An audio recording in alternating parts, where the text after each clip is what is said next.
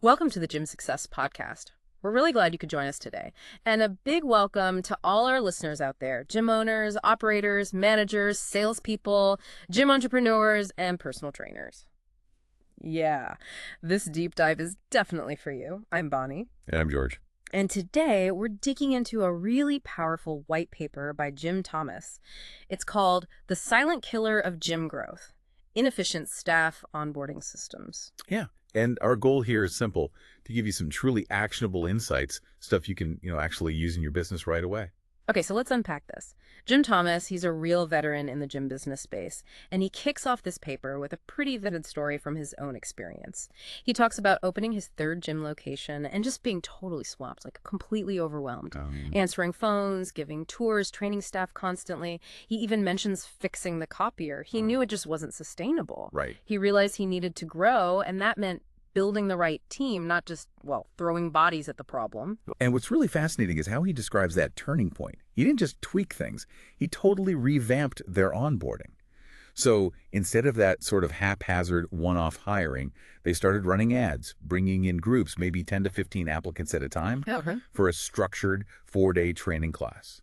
And importantly, these were led by his managers, the people who actually knew what success looked like day to day. Right, showing them the ropes directly. Exactly. And by the end of that week, they'd consistently wind up with 3 or 4 really solid, trained, and genuinely motivated staff members ready to hit the ground running. And Jim says the results were, immediate and pretty impactful. Turnover dropped way down, sales climbed up, and his own personal stress, it just melted away. Yeah. And this is where that core idea really clicked for him. A broken onboarding system. It isn't just an annoyance, a minor inefficiency. It's actually a silent killer of gym growth. He makes a strong case that even the best marketing, the fanciest equipment, none of it can really compensate if your staff are undertrained, unmotivated, or just not aligned. It's such a stark reminder, isn't it, that your people, your human capital, they aren't just part of the business. They're the lever.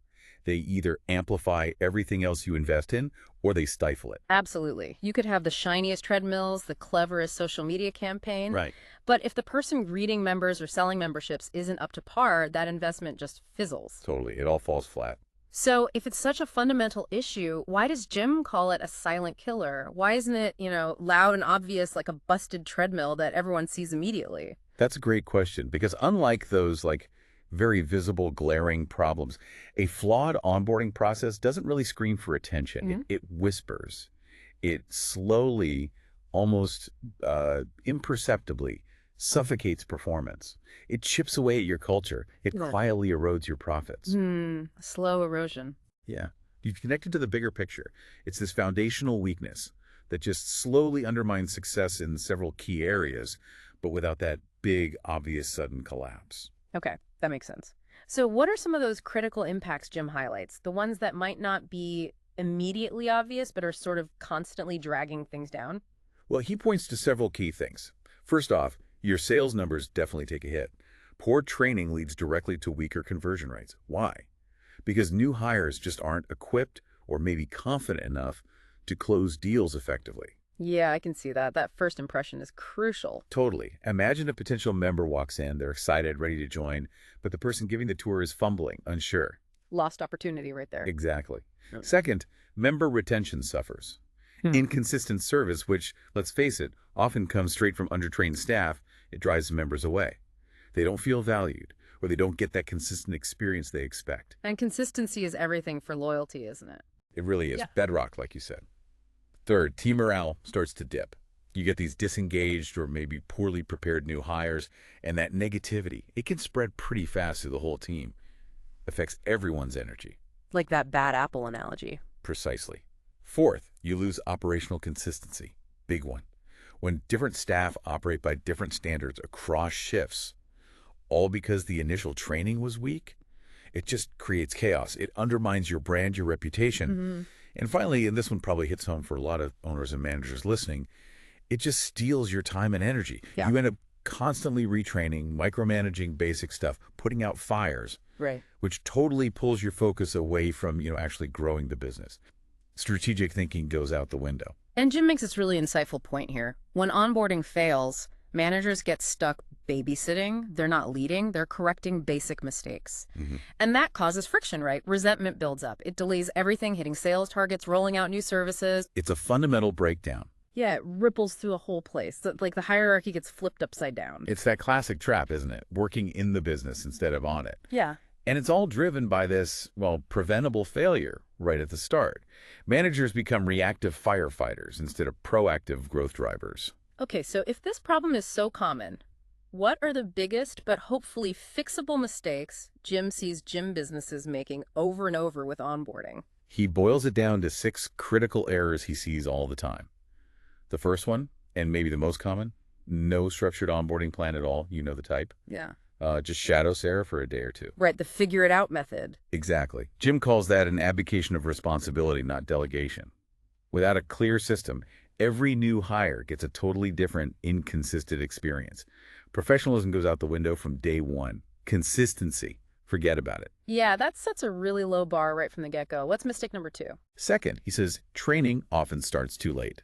This is a huge missed opportunity. The biggest mistake is waiting until their official day one.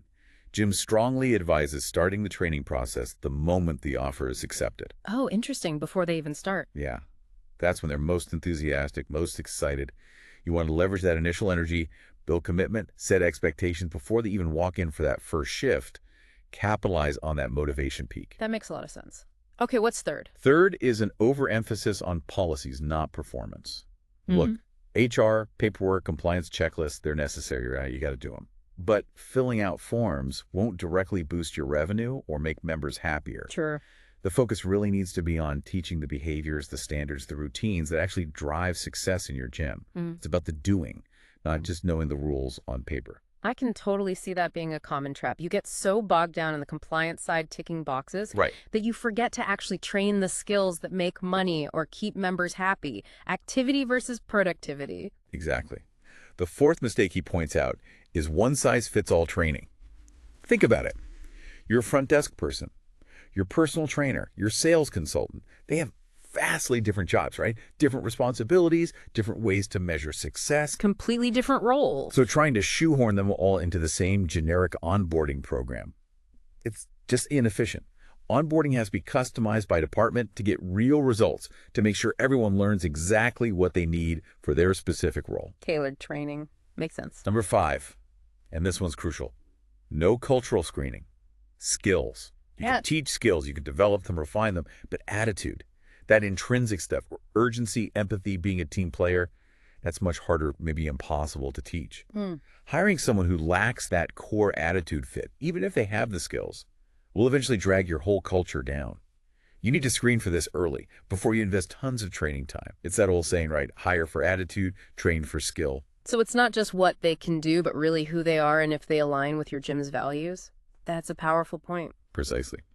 And the final mistake, number 6, is no testing or benchmarks.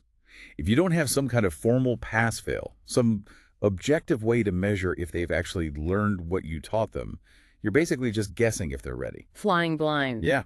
Jim asks this really critical question.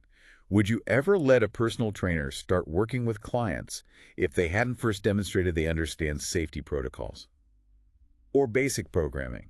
Of course not. That's a huge liability. Exactly. So why wouldn't the same rigor apply to other roles?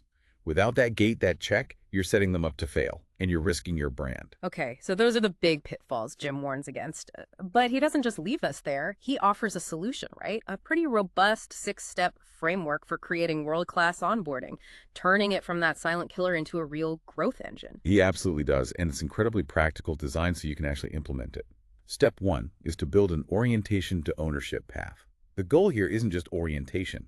It's shifting their mindset from passive employee to active business stakeholder. Okay, how do you do that? Well, on day 1, you share your origin story, the why behind the gym. You share your vision, review the core values, and crucially, show them exactly how their specific job contributes to the bigger mission, to the gym's success. It's about instilling purpose right from the start, not just handing over a job description. That sounds really powerful for fostering that early engagement, that feeling of, I'm part of something important. What's step 2? Step 2 is to host group training boot camps, just like Jim did in his story. He suggests bringing in those groups, maybe 10, 15 applicants, for an intensive, focused 4-day onboarding camp. Why the group approach? It's super effective for a few reasons. First, it naturally weeds out the folks who aren't really interested or committed pretty quickly. They self-select out. Second, it builds amazing momentum and camaraderie among the new hires who are engaged. Third, it lets your managers really sell their roles, their departments, get that buy-in. And critically, like in his experience, you end up with maybe 3 or 4 really committed, high-potential winners you actually want on your team. It's efficient quality control. Right, filtering for the best fit. What's step 3? Step 3 is where the specialized training happens. Departmental deep dives.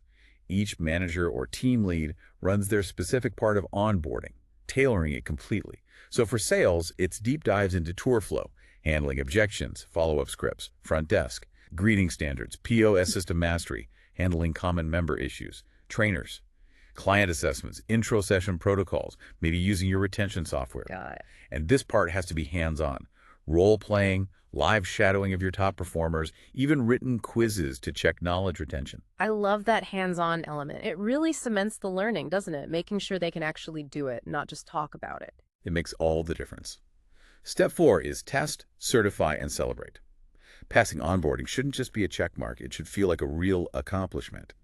Jim suggests testing in 3 key areas: knowledge quizzes on procedures, systems; skills practical demos, like doing a mock tour or handling a desk scenario; and culture maybe scenario questions based on your core values. Okay, comprehensive. And then, crucially, celebrate that success.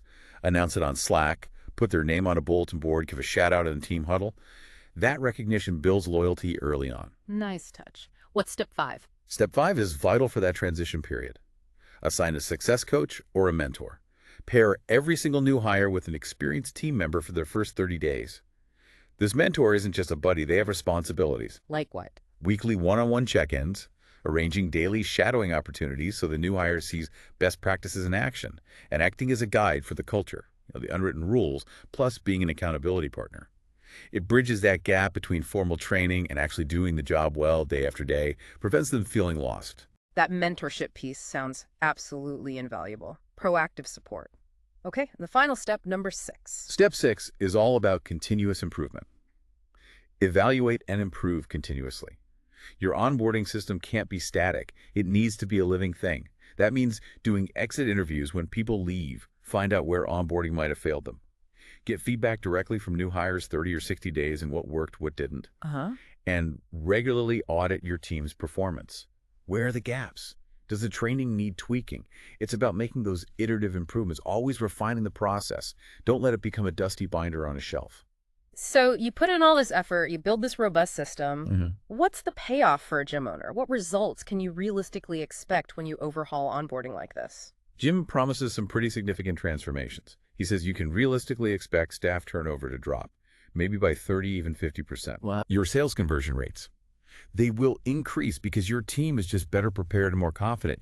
Your managers, they'll spend way less time on repetitive basic training and way more time leading, coaching, developing future leaders. That's huge. Your gym's culture becomes stronger, more consistent, more resilient, and of course, your members get a consistently better experience, which means more loyalty, better retention. And maybe the biggest prize for many owners listening, you get your time back. Time to actually work on the business strategy, not just get stuck in the day-to-day grind. Exactly. And connecting this to the bigger picture, Jim's final thoughts really hit home. He points out how often owners chase growth through, external things, new ad campaigns, fancy equipment, discounts. Right, the shiny objects. Yeah. But he powerfully argues that those efforts, they're doomed to underperform or even fail completely if the team executing them isn't properly trained, motivated, and aligned. It really is like building that beautiful house on a shaky foundation. So the bottom line for you, listening right now, Jim's core message is powerful. Your onboarding system isn't just some HR task. It is your business foundation. Without a strong, intentional process, your business just can't reach its potential. It cracks under the strain because the team isn't set up right. Yeah. You're not just training staff. You're actively building your culture. You're building belief. You're building excellence. And it truly all starts on day one. That's a really profound thought to wrap up on, isn't it? Building that foundation right from the very beginning. It definitely raises a question for everyone listening. What's one small adjustment, maybe just one thing, you could make to your onboarding system today to start laying a stronger foundation in your gym. And look, if you feel like you need help building these systems, improving your gym's performance, maybe even turning things around, Jim Thomas is out there and he offers his expertise.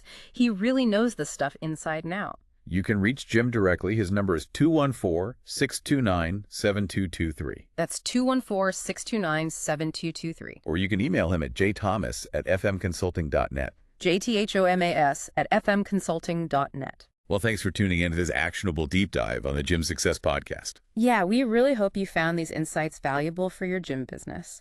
Until next time, keep learning and keep growing.